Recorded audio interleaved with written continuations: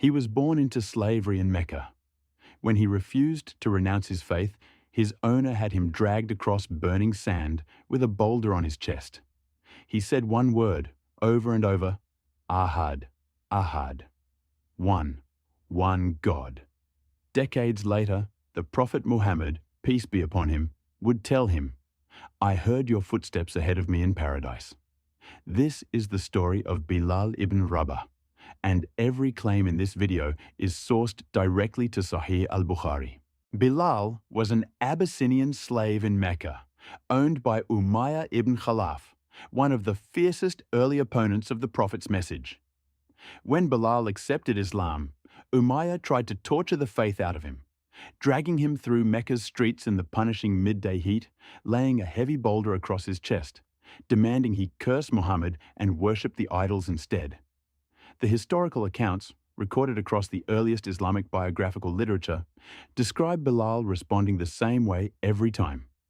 Ahad, Ahad, one, refusing to say anything else.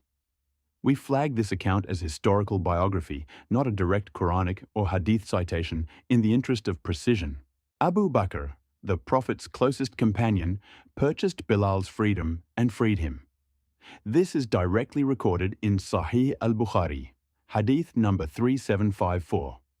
Umar ibn al-Khattab used to say, Abu Bakr is our chief, and he manumitted our chief, meaning Bilal. Read that again. The second-ranking figure in early Islamic leadership called a freed former slave our chief. Status in the new faith had been rewritten entirely around conviction, not birth.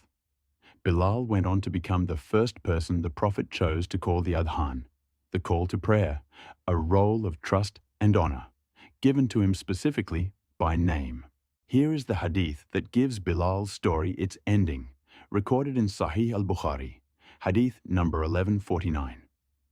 At the time of the Fajr prayer, the Prophet asked Bilal, Tell me of the best deed you did after embracing Islam, for I heard your footsteps in front of me in paradise. Bilal replied that he didn't consider anything he'd done particularly significant, except that whenever he performed ablution, he would pray 2 units of prayer immediately after. This is graded Sahih, the highest tier of hadith authenticity. The Prophet, peace be upon him, was describing something he witnessed in a vision granted to him. Bilal's footsteps, already walking ahead, in paradise. A man with no wealth, no lineage, no status by the standards of 7th century Mecca, ended up with his footsteps described by the Prophet himself as sounding ahead of him in the highest reward there is. Bilal's answer, when asked what he'd done to earn it, wasn't a list of achievements. It was 2 units of prayer, performed consistently after every ablution. This has been AyatAndAsar, verses and narrations, every claim sourced. Subscribe if that's the kind of Islamic content you want more of.